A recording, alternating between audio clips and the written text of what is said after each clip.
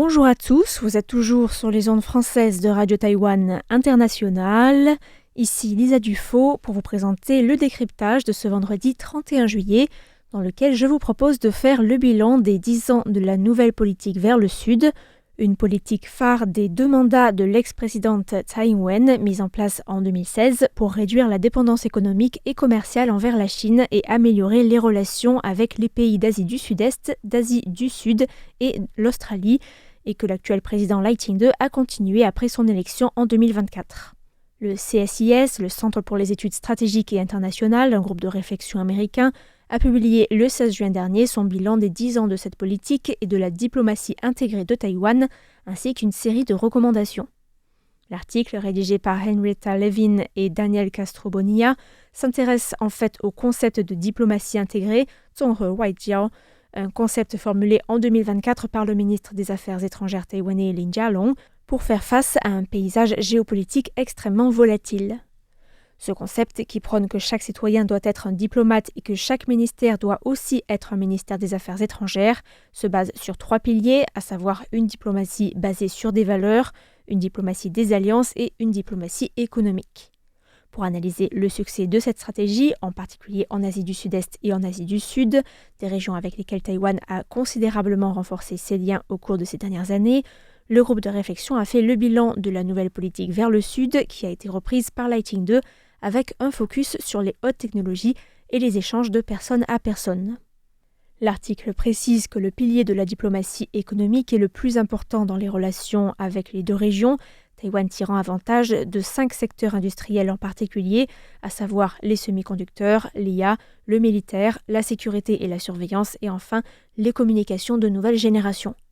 Un pilier qui vise aussi à construire des chaînes d'approvisionnement qui ne dépendent pas de la Chine avec la fameuse expression de chaîne d'approvisionnement non rouge. Le versant économique de cette diplomatie intégrée peut être perçu, selon le CSIS, comme une continuation de la politique de diversification économique formalisée à travers la nouvelle politique vers le Sud. Le groupe de réflexion souligne les progrès significatifs en matière de développement des échanges économiques entre Taïwan et les pays de l'ASEAN, échange dont la valeur a atteint les 181,5 milliards de dollars américains en 2025, soit 32,5% de plus qu'en 2024 et 132% de plus qu'en 2016. Le commerce bilatéral avec l'Inde a aussi atteint un sommet historique en 2025 avec 12,5 milliards de dollars, dont 9,2 milliards d'exportations taïwanaises vers l'Inde contre 5 milliards d'échanges bilatéraux en 2016. Un excellent de la balance commerciale en faveur de Taïwan qui s'explique par le boom des exportations de circuits intégrés. L'article cite les bourses d'études attribuées aux étudiants de ces régions, mais aussi les investissements et les projets technologiques taïwanais dans ces pays, ainsi que la signature de plusieurs accords économiques bilatéraux. Le groupe de réflexion cite par exemple la signature de l'accord pour la promotion et la protection des investissements entre Taïwan et la Thaïlande en 2024, qui a suivi d'autres accords avec les Philippines, l'Inde et le Vietnam. L'année dernière également, Taïwan a signé avec l'Indonésie un protocole d'entente sur la promotion du commerce en matière d'équipements médicaux et de services numériques. Le CSIS rappelle que la plupart des pays d'Asie du Sud-Est et d'Asie du Sud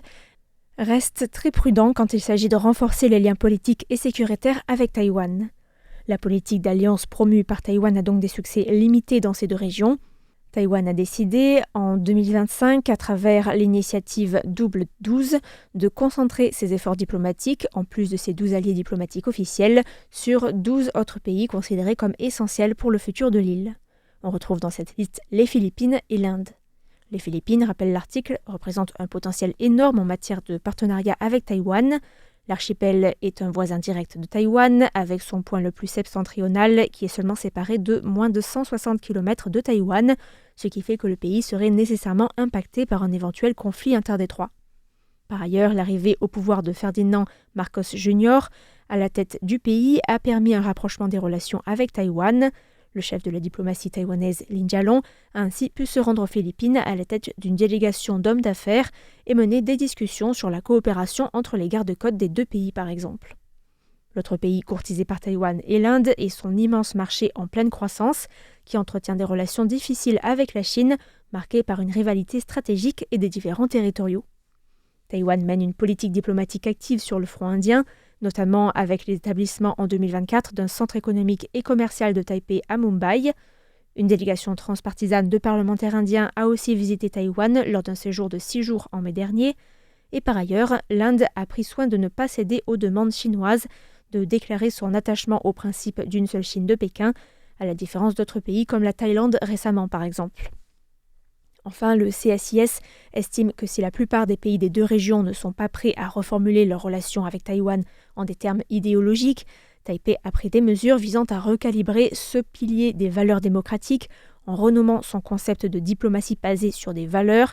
价值外交, en diplomatie de la valeur ajoutée, 价值外交.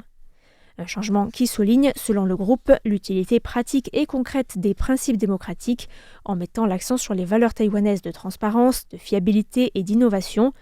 Taïwan promeut aussi le concept de solidarité numérique et de réseau propre, se présentant comme une option plus sûre et plus fiable pour résoudre les besoins de ses partenaires en matière d'infrastructures clés. Quant aux liens entre les populations, le gouvernement taïwanais a, sous la présidence de Lai Ching-te, étendu sa politique d'exemption de visa aux citoyens originaires de Thaïlande, du Brunei ou encore des Philippines et complété des accords avec d'autres pays de l'ASEAN tels que Singapour et la Malaisie.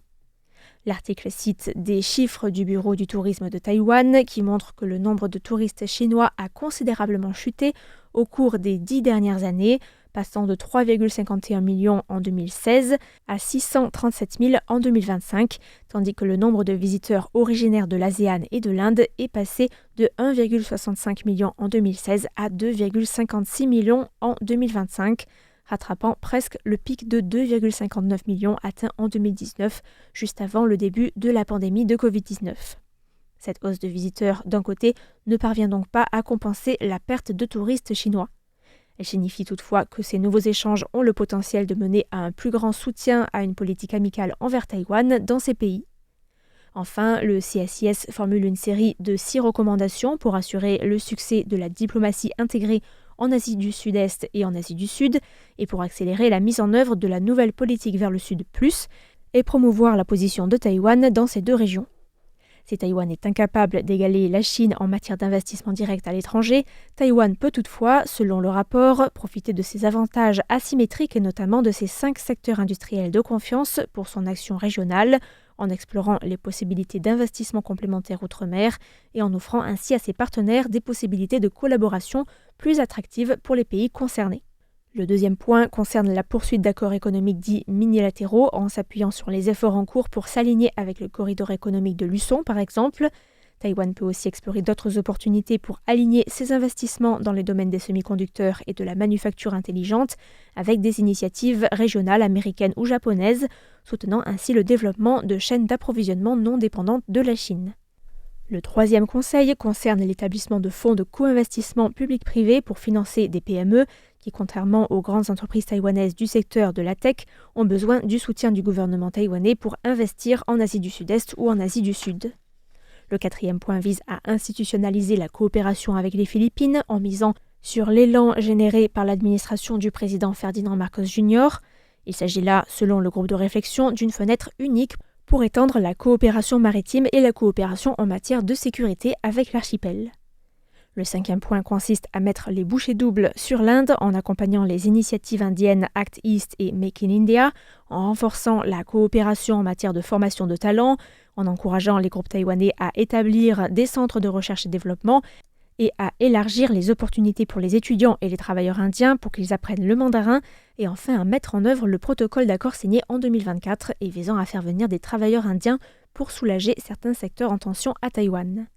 Et enfin, le sixième conseil concerne la promotion sur mesure de messages basés sur des valeurs mais adaptés aux réalités régionales et l'utilisation de l'expertise et de l'expérience de la démocratie taïwanaise en matière de lutte contre la désinformation, par exemple, pour aider les partenaires régionaux de Taïwan qui font face à des défis similaires. Ainsi s'achève le décryptage de ce vendredi 31 juillet qui vous était présenté par Lisa Dufaux. Merci à tous pour votre écoute et à bientôt sur Radio Taïwan International.